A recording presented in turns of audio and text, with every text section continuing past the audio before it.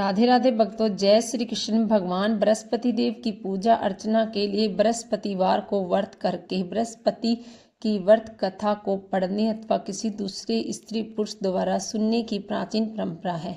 बृहस्पतिवार का व्रत करने तथा व्रत कथा सुनने से स्त्री पुरुषों की सभी मनोकामनाएं पूरी होती हैं।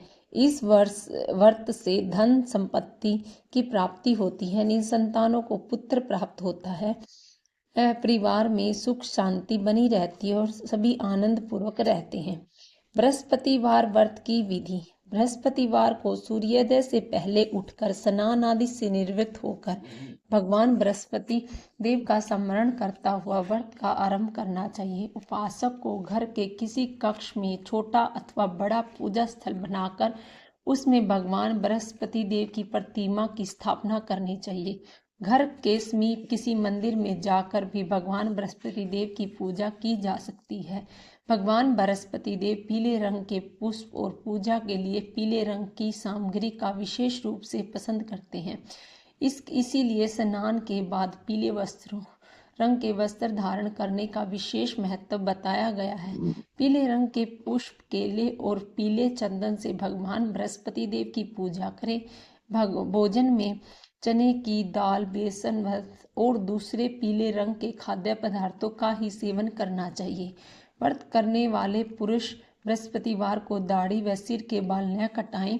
पूजा के समय भगवान बृहस्पति देव से जो मनोकामना प्रकट की जाती है वह उस मनोकामना को अवश्य पूरी करते हैं।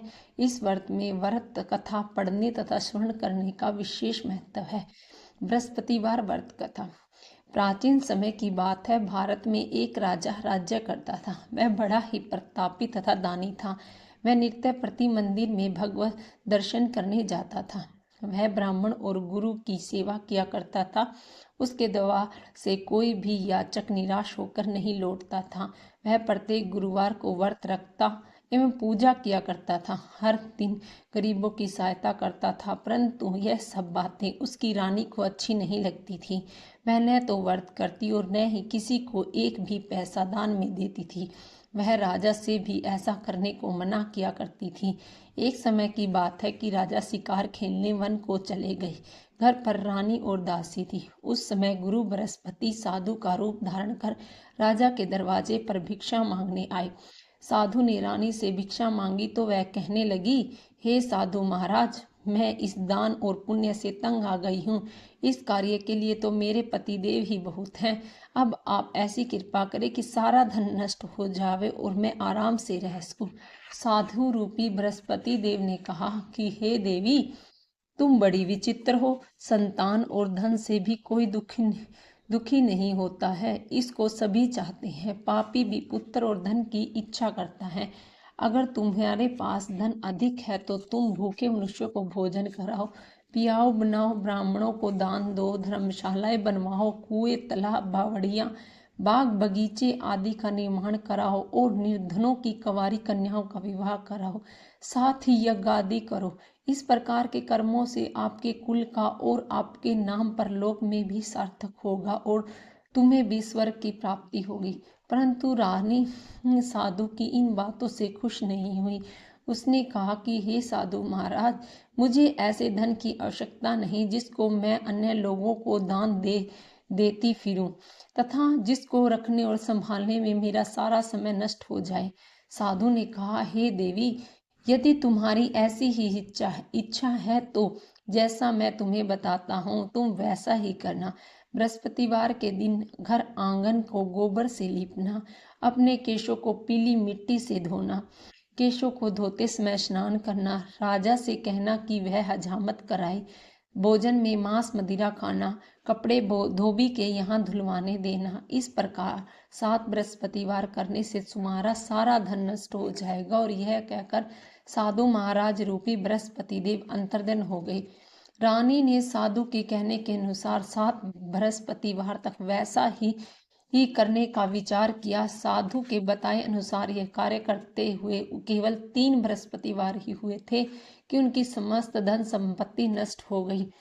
भोजन के लिए दोनों समय परिवार तरसने लगा तथा सांसारिक भोगों से दुखी रहने लगा। तब राजा रानी से कहने लगा कि हे रानी, तुम यहाँ पर रहो, मैं दूसरे देश को जाता हूँ, क्योंकि यहाँ पर मुझे सभी मनुष्य जानते हैं, इसलिए मैं यहाँ कोई काम नहीं कर सकता। मैं अब परदेश जा रहा हूँ, वहाँ कोई काम धंधा करूँगा, शायद हमारे भाग्य बदल जाएं। ऐसा कहकर राजा परदेश चला गया। वहाँ जंगल में लकड़ी काट कर लाता और शहर में बेचता। इस तरह जीवन व्यतीत करने लगा।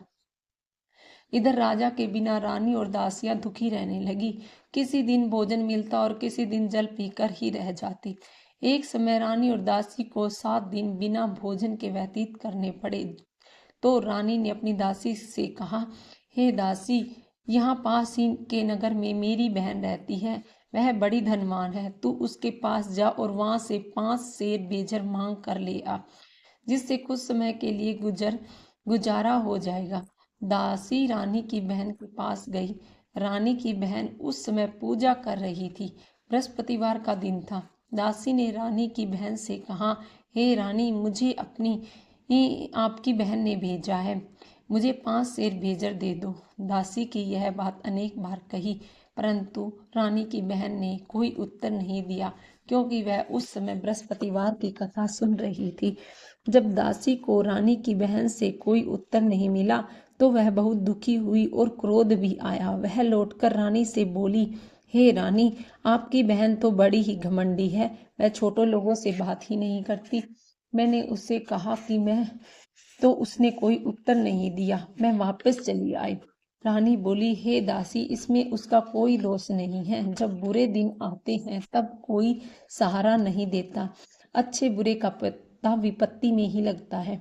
जो ईश्वर की इच्छा होगी वही होगा। यह सब हमारे भाग्य का दोष है।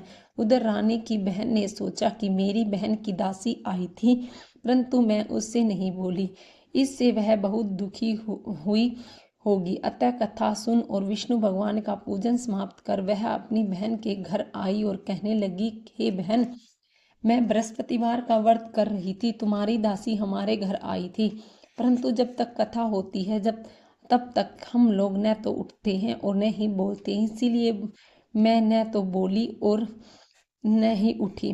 कहो दासी, क्यों गई थी? रानी बोली, बहन, हमारे घर अनाज नहीं था। वैसे तुमसे कोई बात छिपी नहीं है, इसी कारण मैंने दासी को तुम्हारे पास 5 सेर बेजर लेने के लिए भेजा था। रानी की बहन बोली, बहन देखो, बृहस्पति भगवान सबकी मनोकामनाएं पूर्ण करते हैं। देखो, शायद तुम्हारे घर में ही अनाज रखा हो। यह सुनकर दासी घर के अंदर गई तो वहां उसे एक गड्ढा बेजर का भरा मिल गया। उसे बड़ी हैरानी हुई, क्योंकि उसने एक एक बर्तन देख लिया था। उसने बाहर आकर रानी से कहा। दासी अपनी रानी से कहने लगी, हे रानी, देखो, वैसे तो जब अन्न नहीं मिलता तो हम रोज ही व्रत करते हैं। अगर इनसे इस व्रत की विधि और कथा पूछ ली जाए तो हम भी कर लिया करेंगे। दासी के कहने पर रानी ने अपनी बहन से बृहस्पतिवार व्रत के बारे में पूछा। उसकी बहन ने बताया, हे रानी, बहन, बृहस्पतिवार को सूर्योदय से पहले उठकर स्नान करके बृहस्पतिवार का व्रत करना चाहिए, लेकिन उस दिन सिर नहीं धोना चाहिए। बृहस्पतिवार के व्रत में चने की दाल और मुनक्के से विष्णु भगवान का केले के वृक्ष की जड़ में पूजन करें और दीपक जलाएं। उस दिन एक ही समय भोजन करें। भोजन पीले खाद्य पदार्थों का करें तथा कथा सुने। इस प्रकार व्रत करने से गुरु भगवान प्रसन्न होते हैं, अन्न पुत्र धन देते हैं। इस तरह व्रत और पूजन की विधि बताकर रानी की बहन अपने घर लौट गई। रानी और दासी दोनों ने निश्चय किया कि वे बृहस्पति देव भगवान की पूजन जरूर करेंगी। 7 दिन बाद जब बृहस्पतिवार आया तो उन्होंने व्रत रखा। घुड़साल में जाकर चना और गुड़ बीन लाई और दाल से केले की जड़ में विष्णु भगवान का पूजन किया। अब भोजन कहाँ से आवे? दोनों बड़ी दुखी हुई, परंतु उन्होंने व्रत किया था, इस कारण बृहस्पति देव भगवान प्रसन्न थे। वे एक साधारण व्यक्ति के रूप में 2 थाल में सुंदर पीला भोजन लेकर आए और दासी को देकर बोले, हे दासी, यह भोजन तुम्हारे और रानी के लिए है, तुम दोनों करना। दासी भोजन पाकर बड़ी प्रसन्न हुई और रानी से बोली, रानी जी, भोजन कर लो। रानी को भोजन आने के बारे में कुछ पता नहीं था, इसलिए वह दासी से बोली, जा तू ही भोजन कर, क्योंकि तू हमारे व्यर्थ में हंसी उड़ाती है। दासी बोली, एक व्यक्ति अभी भोजन दे गया है।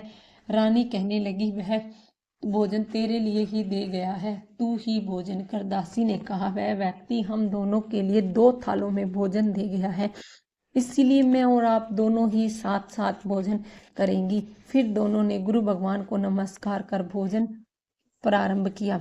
उसके बाद से वे प्रत्येक बृहस्पतिवार को गुरु भगवान का व्रत और पूजन करने लगे। बृहस्पति भगवान की कृपा से उसके पास धन हो गया, परंतु रानी फिर पहले की तरह आलस करने लगी।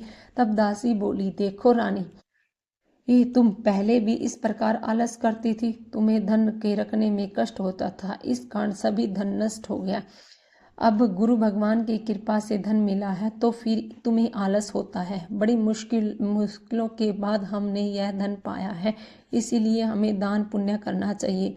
तुम भूखे मनुष्य को भोजन कराओ, पियाओ, लगवाओ, ब्राह्मणों को दान दो, कुएं, तालाब, बावड़ी आदि का निर्माण कराओ, मंदिर पाठशाला बनवाकर दान दो, कुंवारी कन्याओं का विवाह करवाओ, धन को शुभ कार्यों में खर्च करो, जिससे तुम्हारे कुल का यश बढ़े और स्वर्ग की प्राप्ति होगी और पितर प्रसन्न होते हैं। दासी की बात सुनकर रानी को इस प्रकार के कर्म करने प्रारंभ किए, जिससे उसका काफी यश फैलने लगा। एक दिन रानी और दासी आपस में विचार करने की लगी कि न जाने राजा किस दशा में होंगे, उनकी कोई खोज खबर नहीं है। गुरु भगवान से उन्होंने प्रार्थना की कि भगवान ने रात्रि में राजा को स्वप्न में कहा, हे राजा, उठ, तेरी रानी तुम्हें याद करती है, अब अपने देश को लौट जा। राजा प्रातःकाल उठकर जंगल से लकड़ियां काट कर लाने के लिए जंगल की ओर चल पड़ा। जंगल से गुजरते हुए वह सोचने लगा कि रानी की गलती से कितने दुख भोगने पड़े। राजपाट छोड़कर उसे जंगल में आकर रहना पड़ा। जंगल से लकड़ियां काटकर उन्हें बेचकर गुजारा करना पड़ा। उसी समय उस जंगल में बृहस्पति देव एक साधु का रूप धारण कर आए और राजा के पास आकर बोले, हे लकड़हारे, तुम इस सुनसान जंगल में किस चिंता में हो, मुझे बताओ। यह सुन राजा के नेत्रों में जल भर आया और साधु से वंदना कर बोला, हे प्रभु, आप सब कुछ जानते हो। इतना कहकर राजा ने साधु को अपनी संपूर्ण कहानी सुना दी। महात्मा तो स्वभाव से ही दयालु होते हैं। वे राजा से बोले, हे राजा, तुम्हारी पत्नी बृहस्पति देव के प्रति अपराध किया था, जिसके कारण तुम्हारी यह दशा हुई। अब तुम किसी प्रकार की चिंता मत करो, भगवान तुम्हें पहले से अधिक धन देंगे। देखो, तुम्हारी पत्नी ने बृहस्पतिवार का व्रत करना प्रारंभ कर दिया है। अब तुम ही बृहस्पतिवार का व्रत करके चने की दाल व गुड़ जल के लोटे में डालकर केले का पूजन करो। फिर कथा कहो या सुनो, भगवान तुम्हारी सब मनोकामनाओं को पूर्ण करेंगे। साधु को प्रसन्न देखकर राजा बोला, हे प्रभु, मुझे लकड़ी बेचकर इतना पैसा भी नहीं बचता तो जिससे भोजन करने के उपरांत कुछ बचा सकूं।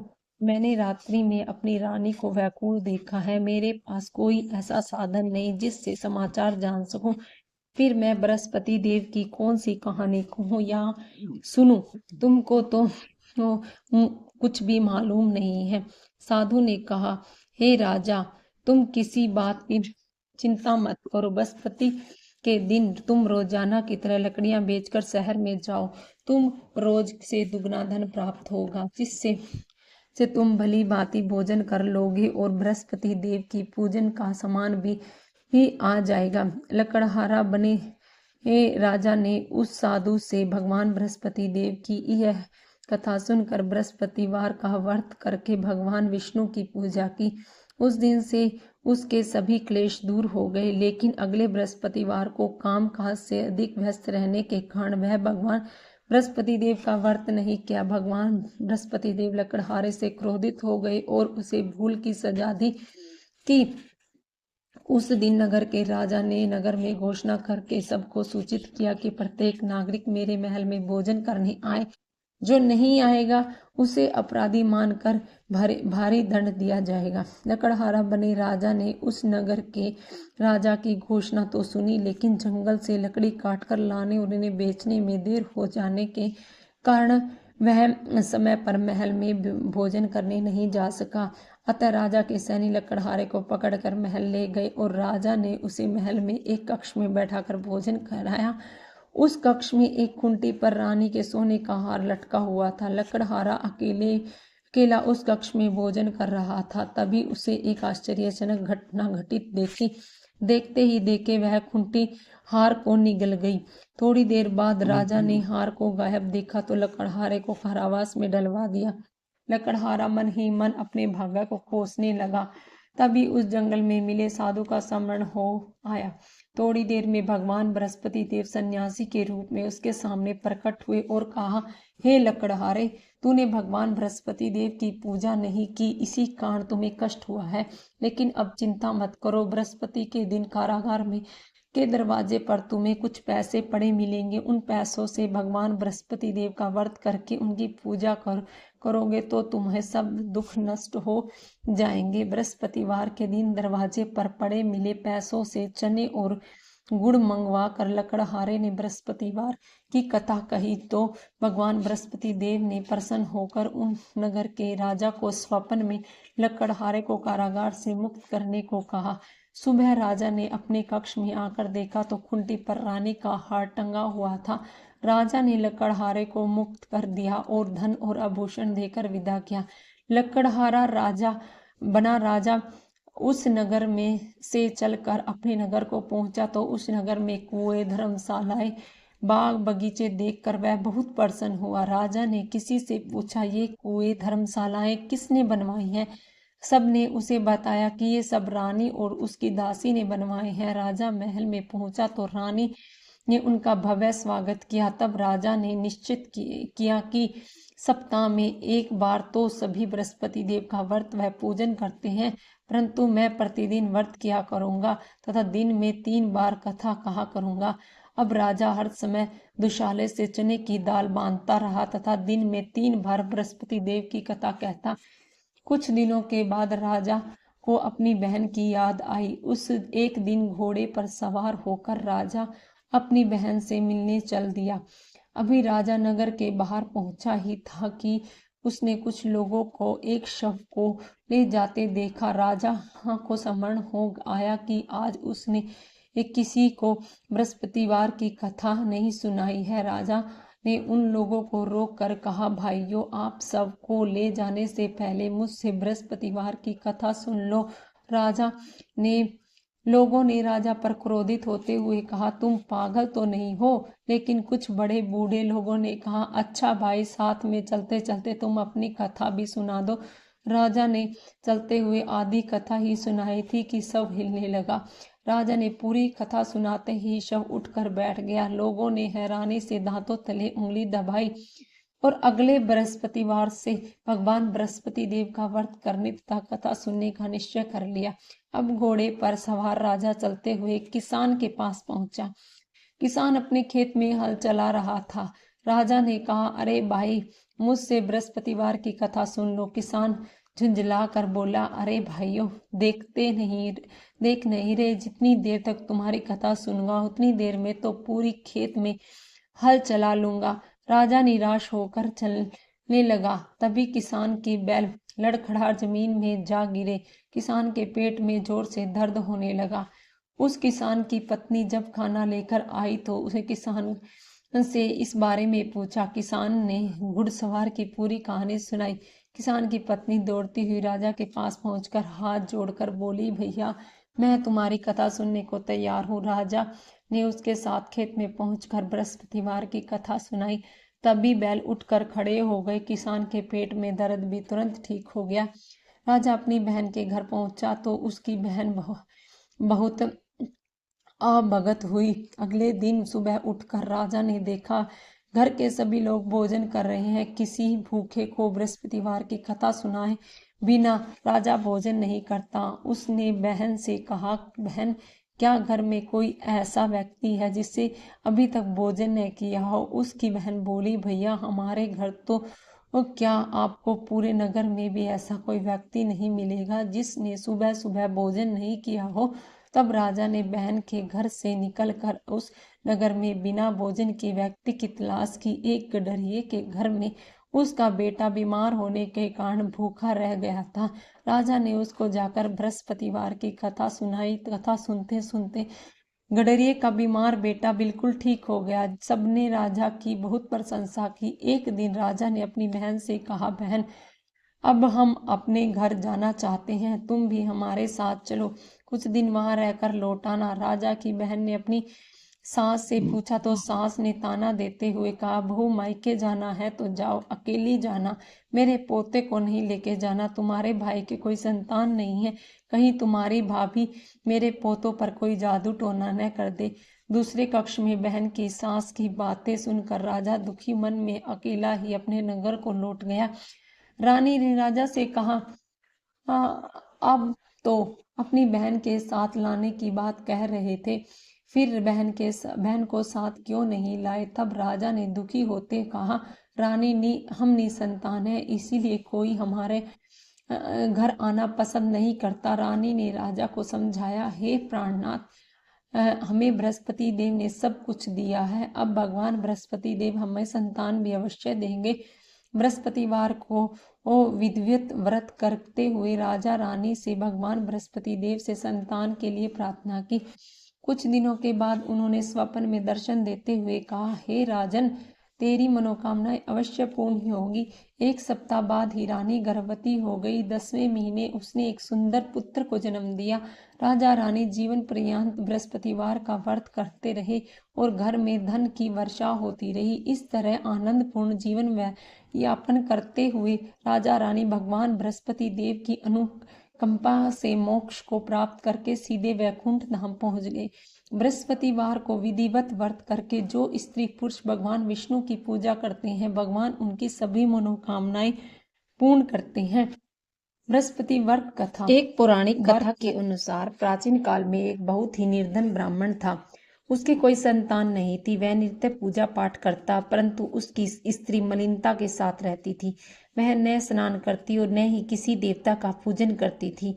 प्रातः काल उठते ही भोजन करती, बाद में कोई अन्य कार्य करती थी। ब्राह्मण देवता बहुत दुखी रहते, पत्नी को बहुत समझाते, किंतु उसका कोई परिणाम न निकलता। भगवान की कृपा से एक समय उस ब्राह्मण की पत्नी गर्भवती हुई और 10वें महीने एक सुंदर कन्या को जन्म दिया। निर्धन ब्राह्मण कन्या के जन्म से बहुत दुखी हुआ। धीरे धीरे ब्राह्मण की कन्या बड़ी होने लगी। बचपन से ही उस कन्या की रुचि भगवान विष्णु की पूजा में थी। वह प्रातःकाल उठते ही स्नान आदि करके भगवान विष्णु की पूजा करके मंदिर में जाती थी। बृहस्पतिवार को व्रत करके विधिवत पूजा पाठ करती और पूजा पाठ के बाद वह पढ़ने के लिए पाठशाला में जाती। घर से चलते हुए वह मुट्ठी भर जौ साथ लेकर जाती और पाठशाला के रास्ते में थोड़े थोड़े जौ गिराती जाती थी। जब वह पाठशाला से लौटती तो जौ के दाने सोने के में बदले हुए मिलते थे। लड़की सभी सोने के दाने बीन लाती थी। एक दिन जब वह सोने के दानों को साफ कर रही थी तो उसकी माँ ने कहा, बेटी, सोने के दाने साफ करने के लिए सोने का सूप भी होना चाहिए। अगले दिन बृहस्पतिवार था। उसने भगवान बृहस्पति देव की पूजा करते हुए प्रार्थना की कि हे भगवान, यदि मैंने आपका व्रत विधिवत किया है तो मुझे सोने के सूप दे दो। भगवान बृहस्पति देव ने उसकी मनोकामना पूर्ण करने का वचन दिया। पाठशाला से लौटते समय उसे रास्ते में सोने का सूप पड़ा हुआ मिला। घर लौटकर सोने का सूप अपनी माँ को दिखाकर वह सोने के दाने साफ करने लगी। उस समय नगर का राजकुमार उसके घर के पास से गुजरा। उस सुंदर लड़की को सोने के सूप में जौ साफ करते देख राजकुमार उस पर मोहित हो गया। महल से लौटकर राजकुमार ने राजा से उस लड़की से विवाह करने की इच्छा प्रकट की तो राजा ने ब्राह्मण को महल में बुलाकर राजकुमार से उसकी लड़की के विवाह की बात की। ब्राह्मण तैयार हो गया। धूमधाम से उस लड़की का विवाह राजकुमार से हो गया। दुल्हन बनाकर ब्राह्मण की लड़की महल में चली आई। लड़की के चले जाने के से ब्राह्मण फिर निर्धन हो गया। उसे कई तक भोजन भी नहीं मिलता था। बहुत दुखी होकर ब्राह्मण एक दिन अपनी लड़की के पास गया। उसने पिता से निर्धनता का समाचार सुनकर उसे बहुत सा धन देकर पिता को विदा किया। उस धन से ब्राह्मण के कुछ दिन तो आराम से गुजर गए, लेकिन जल्दी ही फिर भूखे मरने की हालात हो गई। ब्राह्मण अपनी लड़की से धन लेने के लिए फिर महल में पहुंचा। लड़की ने पिता की बुरी हालत देखकर कहा, पिताजी, आखिरकार आप कब तक मुझसे धन लेकर जीवन यापन करोगे? आप कोई ऐसा उपाय क्यों नहीं करते जिससे घर धन संपत्ति से भर जाए? ब्राह्मण ने कहा, मैंने तेरी माँ को बहुत समझा लिया है। तब कुछ सोच समझकर लड़की ने पिता से कहा, पिताजी, आप कुछ दिनों के लिए माँ को मेरे पास छोड़ जाओ। तब सब कुछ सोचकर लड़की के पास महल में छोड़ गया। लड़की ने अपनी माँ से कहा, माँ, तुम प्रातःकाल उठकर स्नान आदि करके भगवान बृहस्पति देव यानी विष्णु भगवान की पूजा अवश्य करना। पूजा करने से तुम्हारी निर्धनता अवश्य दूर हो जाएगी।